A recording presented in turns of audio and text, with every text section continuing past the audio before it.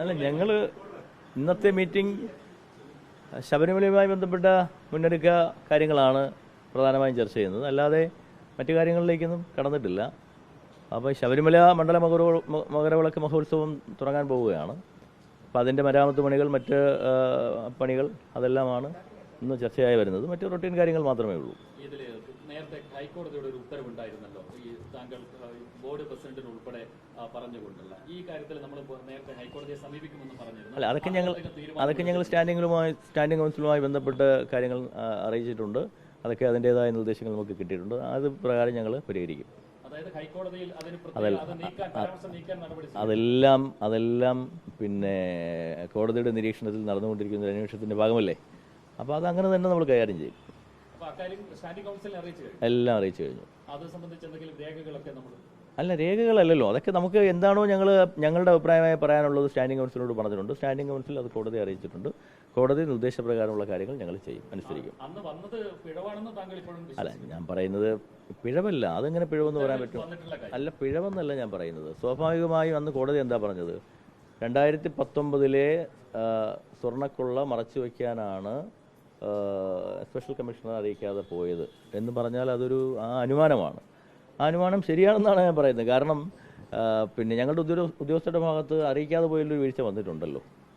Special കമ്മീഷണറെ അറിയിക്കാതെ പോയതിലൊരു വീഴ്ച വന്നിട്ടുണ്ടല്ലോ. സംഗതി എല്ലാം പ്രൊസീജിയറും പാലിച്ചാണെങ്കിലും സ്പെഷ്യൽ കമ്മീഷൻ അറിയിച്ചിട്ടില്ലല്ലോ. അതൊരു വീഴ്ച തന്നെയല്ലേ. അപ്പോൾ അതിൻ്റെ ഒരു വെളിച്ചത്തിലായിരിക്കും കോടതി അങ്ങനെ അനുമാനിച്ചത്.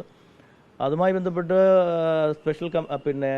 തിരുവാഭരണം കമ്മീഷണർക്കും എക്സിക്യൂട്ടീവ് ഓഫീസർക്കും അസിസ്റ്റന്റ് ലോ ഓഫീസർക്കൊക്കെ ഞങ്ങൾ അതുമായി എന്തുകൊണ്ടാണ് നിങ്ങൾ അറിയിക്കാത്തതെന്ന് വിശദീകരണ നോട്ടീസും കൊടുത്തിട്ടുണ്ട്. അത് അതിൻ്റെതായ നടപടിക്രമങ്ങൾ ആയി മുന്നോട്ട് പോകും.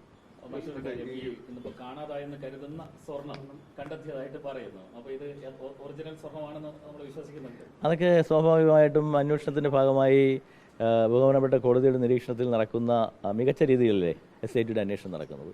അവരുറപ്പായിട്ടും അത് കണ്ടെത്തും. അത് CCയും കുറ്റവാളികൾ ശിക്ഷിക്കപ്പെടും. സ്വർണം കണ്ടെത്തും എന്നുള്ളതാണ്.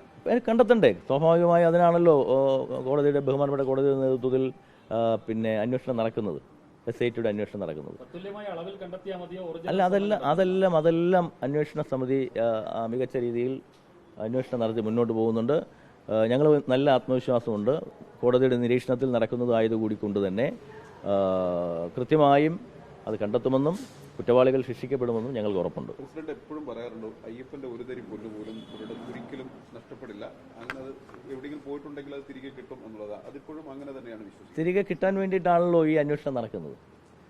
മികച്ച രീതിയിലാണ് അന്വേഷണ സംഘം അന്വേഷിക്കുന്നത്. അതുകൊണ്ട് തന്നെ തിരികെ കിട്ടും, കുറ്റവാളികൾ ശിക്ഷിക്കപ്പെടും എന്ന് തന്നെയാണ് ഞാനിപ്പോഴും വിശ്വസിക്കുന്നത്.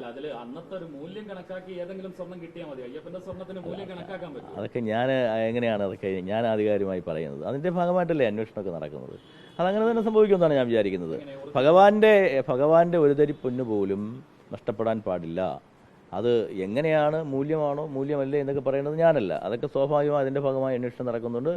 ആ അന്വേഷണം നടത്തുമ്പോൾ കുറ്റവാളിലേക്ക് എത്തുമ്പോൾ അത് പറയിപ്പിക്കാൻ അന്വേഷണ സംഘത്തിന് കഴിയും എന്നാണ് ഞാൻ വിശ്വസിക്കുന്നത്. ഈ വിരമിച്ച ഉദ്യോഗസ്ഥരുണ്ടല്ലോ, നേരത്തെ വിരമിച്ച ഉദ്യോഗസ്ഥർക്കെതിരായ ഒരു നടപടി, അവർക്കൊരു നിയമോപദേശമൊക്കെ കാര്യങ്ങളൊക്കെ മനസ്സിലാക്കിയിട്ട് ആ വിഷയത്തിൽ ഇടപെടുമെന്ന് പറഞ്ഞിരുന്നു. അങ്ങനെ എന്തെങ്കിലും നിയമോപദേശം അല്ല, നിയമോപദേശം കിട്ടി. പക്ഷെ നമുക്ക് ഈ അന്വേഷണം നടന്ന് കുറ്റവാളികളാണ് എന്ന് വിധിക്കപ്പെട്ടാൽ മാത്രമല്ലേ നമുക്ക് അവരുടെ ആനുകൂല്യങ്ങളൊക്കെ പിടിച്ചെടുക്കാൻ സാധിക്കുകയുള്ളൂ. അപ്പോൾ അന്വേഷണം അതിന്റെ പൂർത്തീകരണത്തിലേക്ക് വരട്ടെ, അപ്പോൾ നമുക്ക് ആലോചിക്കാം. ഈ അന്വേഷണം മൊരാരി ബാബുവിലും ഒറ്റിയിലൊക്കെ ആയിട്ട് ഇങ്ങനെ ചുറ്റിക്കറങ്ങി നിൽക്കുകയാണ്. കൂടുതൽ ഉന്നതങ്ങളിലേക്കൊന്നും പോകുന്നത് കാണുന്നില്ല. അതൊക്കെ നടന്നോളും. അതൊക്കെ ഉന്നതങ്ങൾ അതിൽ ബന്ധമുണ്ടെങ്കിൽ ഉറപ്പായിട്ടും അത് അന്വേഷണ സമിതി കണ്ടെത്തും. നിങ്ങൾ മനസ്സിലാക്കേണ്ടത്, ഇതൊരു സർക്കാരിന്റെ ഭാഗമായി നിയമിച്ച അന്വേഷണ സമിതി അല്ല. ഇത് ബഹുമാനപ്പെട്ട ഹൈക്കോടതിയുടെ നേതൃത്വത്തിൽ ഹൈക്കോടതിയുടെ ഡയറക്റ്റായിട്ടുള്ള നിരീക്ഷണത്തിൽ നടക്കുന്നൊരു അന്വേഷണമാണ്. അപ്പോൾ അത് ശരിയായ രീതിയിൽ തന്നെ അന്വേഷണം പോകും. ശരിയായ കുറ്റവാളികളിലേക്ക് അന്വേഷണം എത്തും എന്ന് തന്നെയാണ് ഞാനിപ്പോഴും പ്രതീക്ഷിക്കുന്നത്. അതൊക്കെ സർക്കാരൊക്കെ തീരുമാനിക്കേണ്ട കാര്യങ്ങളല്ലേ.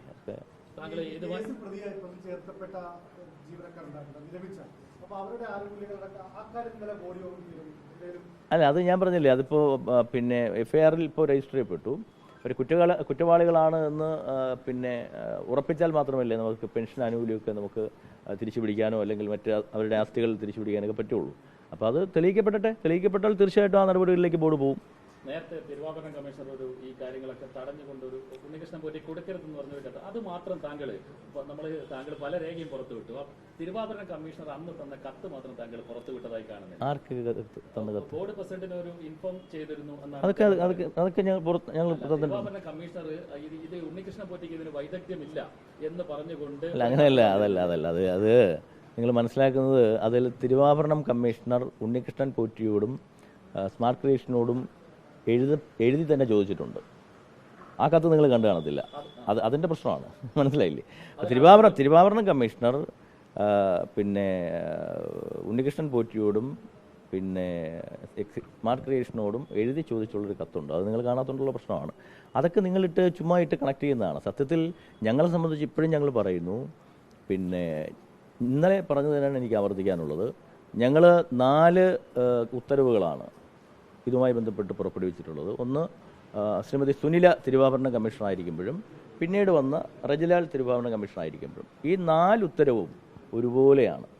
ഇപ്പം തിരുവാഭരണ കമ്മീഷണർ റജിലാൽ വന്നതിന് ശേഷമാണ് ഇങ്ങനൊരു ഇടപെടൽ നമ്മൾ. അതിനു മുമ്പ് ഞങ്ങൾ ഉണ്ണികൃഷ്ണൻ പോറ്റിയിൽ കൊടുത്തുവിടണം എന്ന് തീരുമാനിച്ചെങ്കിൽ നിങ്ങൾ പറയുന്നതിന് പ്രസക്തിയുണ്ട്. ഇപ്പോൾ റജിലാൽ വന്നതിന് ശേഷമാണ് ഞങ്ങൾ ഉണ്ണികൃഷ്ണൻ പോറ്റിയുടെ കൊടുത്ത് വിട്ടത്, അല്ലെങ്കിൽ വിടാൻ തീരുമാനിക്കാത്തത് എന്ന് പറഞ്ഞാൽ കാര്യം ശരിയാവും. പക്ഷേ അതിനു മുമ്പ് 3 ഉത്തരവ് ഇറങ്ങി. ആ 3 ഉത്തരവിലും ഉണ്ണികൃഷ്ണൻ പോറ്റിയിൽ കൊടുത്തു വിടാനോ ഞങ്ങൾ തീരുമാനിച്ചത്? അല്ലല്ലോ. അതെല്ലാം ഒരുപോലെ തന്നെയാണ്. അപ്പോൾ അതിലെന്താ വിശേഷമുള്ളത്? അപ്പോൾ അതൊക്കെ നിങ്ങൾ ആവശ്യമില്ലാതെ എന്നെ കൂടി എങ്ങനെ കണക്ട് ചെയ്യാം എന്ന് നിങ്ങൾ ചിന്തിച്ചുകൊണ്ടിരിക്കുകയാണ്. നിങ്ങൾ ഇനി കൊന്നു കളഞ്ഞാലും ഉണ്ണികൃഷ്ണൻ പോറ്റിയായിട്ട് എന്നെ കണക്ട് ചെയ്യാനുള്ളൊരു കിട്ടില്ല. കാരണം കിട്ടില്ല എന്ന് പറയുന്നത് ഞങ്ങൾക്ക് അങ്ങനെ ഒരു ബന്ധമില്ലാത്തതുകൊണ്ടാണ്, അങ്ങനെ ഒരു ആത്മവിശ്വാസം ഉള്ളതുകൊണ്ടാണ്. അതുകൊണ്ട് നിങ്ങൾ ഏതെങ്കിലും ഒന്നിൽ ഉത്തരവ് ഇത് എന്ന് പറഞ്ഞ് ഇങ്ങനെ കണക്ട് ചെയ്യണ്ട. അത് നടക്കില്ല. കാരണം എന്ന് വെച്ചാൽ ഞങ്ങൾക്ക് 4 ഉത്തരവുകൾ. ഈ ബോർഡ് ആദ്യം ഇറക്കിയ ഉത്തരവ്, ആദ്യത്തെ ഉത്തരവ് എന്താ? നിങ്ങളെല്ലാം കയ്യിലുണ്ട്. അയ്യപ്പ ഭക്തന്മാരുടെ സ്പോൺസർഷിപ്പിൽ നിന്നാണ്. പിന്നീട് എക്സിക്യൂട്ടീവ് ഓഫീസറുടെ ശുപാർശ വരുമ്പോഴാണ് ഉണ്ണികൃഷ്ണൻ പോറ്റി എന്ന മട്ടിലേക്ക് വരുന്നത്. അവിടെ മുതൽ ഏറ്റവും ഒടുവിൽ റജിലാലിനെ കമ്മ്യൂണിക്കേറ്റ് ചെയ്യുമ്പോഴും അങ്ങനെ തന്നെയാണ്. 4 ഉത്തരവിലും ഒരു സംശയമില്ല, ഒരേ പാറ്റേണിലും ഒരേ രീതിയിലുമാണ് നമ്മൾ ചെയ്തിരിക്കുന്നത്.